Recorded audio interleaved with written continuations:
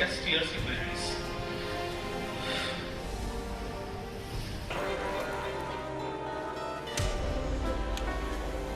The one which lies by itself. For me, it's a great moment for India and a historic moment. It's the largest IPO ever of India.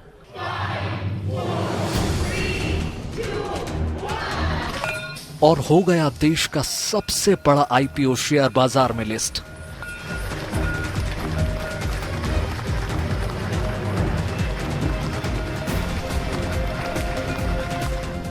Paytm के founder Vijay Shekhar Sharma के बहते ये आंसू इस company के बनने से लेकर इसके शेयर बाजार में अभी तक के सबसे बड़े आईपीओ के तौर पर लिस्ट होने के पीछे छिपे संघर्ष और मेहनत की पूरी कहानी बयान कर रहे हैं।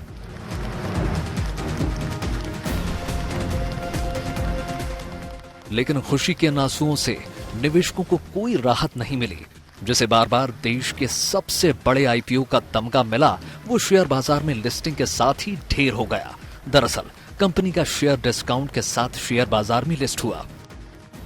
बीएसई पर 1955 रुपए यानी 9.07% डिस्काउंट के साथ लिस्ट हुआ। इसका इश्यू प्राइस 2150 रुपए था, यानी हर एक शेयर पर निवेशक को 195 रुपए का घाटा हुआ। एनएसई पर कंपनी का शेयर 9.3% डिस्काउंट के साथ 1950 रुपए पर लिस्ट हुआ।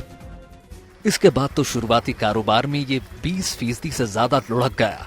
इसके बाद सोशल मीडिया पर भी मीम्स की बाढ़ आ गई। पेटीएम का शेयर लेने से रह गए लोग कमजोर लिस्टिंग का खूब मजाक उड़ा रहे हैं। पेटीएम इस साल लिस्ट होने वाली 49वीं कंपनी है। 18,300 करोड़ रुपए के साथ पेटीएम का आईपीओ देश में अब तक सबसे बड़ा था, लेकिन ना तो इसके आईपीओ को उम्मीद के मुताबिक रिस्पांस मिला और ना ही इसकी लिस्टिंग में निवेशकों को मुनाफा हुआ।